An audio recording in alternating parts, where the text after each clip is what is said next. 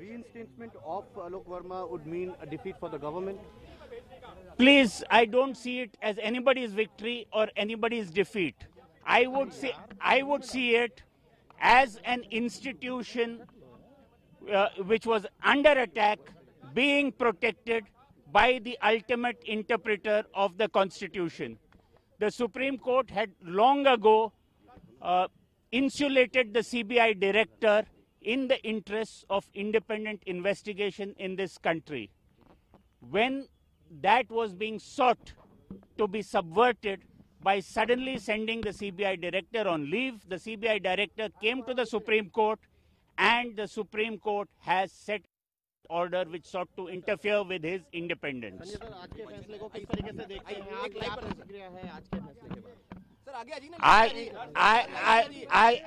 आज के फैसले को हम ये मानते हैं कि एक संस्था की जीत हुई है।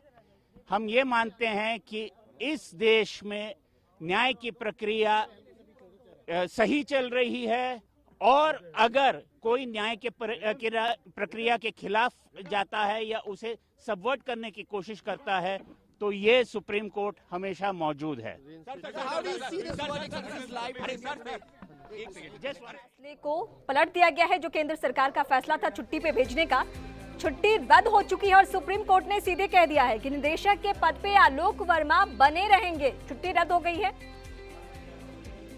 तो केंद्र सरकार ने दोनों ही ऑफिसर्स को, यानी राकेश अस्थाना और आलोक वर्मा, इनकी लड़ाई को देखते हुए छुट्टी पे भेजने का फैसला लिया था। इसी मामले को लेकर चुनौती दी थी आलोक वर्मा ने, लेकिन इस वक्त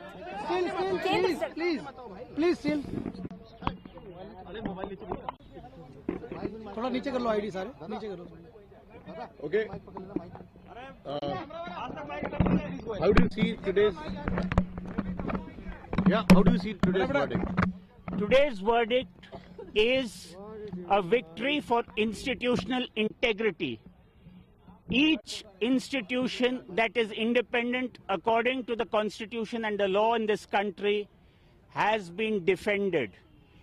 If the court had insulated the CBI against, and the CBI director against interference, trying to subvert that decision of the Supreme Court in the Vineet Narayan's case by sending the CBI director on leave was simply not on. The Supreme Court today has reiterated the importance and the independence of the CBI director's office. I do not see it solely as a victory for Mr. Alok Verma, who will be reinstated, but I see it as a victory for the independence of investigative agencies in this country. Whether they are reiterating the 2-year minimum assurance period in this judgment also? The 2-year minimum period was first set down by the Supreme Court in the Vineet Narayan judgment. Thereafter, it was brought in by Parliament by statute. This government sought to dilute it by sending the CBI director on leave. This court has struck down that action. I see it once again as a victory not for Mr. Verma alone, but for independent functioning of institutions in this country. Mr. Verma has not got much time left, so do you see this period which is lost, the service period which he lost as direct functioning in the CBI? Do you would you seek, he be given more time with the CBI? That possibility?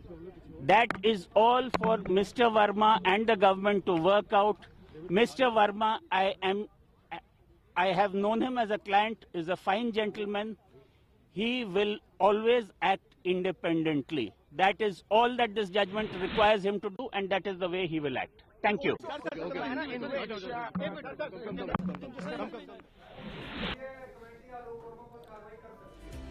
इस वक्त बड़ी बातें हम बता दें आपको, supreme court ने दरअसल अपने फैसले में कहा क्या, सबसे बड़ी बात तो यह है कि छुट्टी निरस्त केंद्र सरकार को बड़ा झटका लगा है।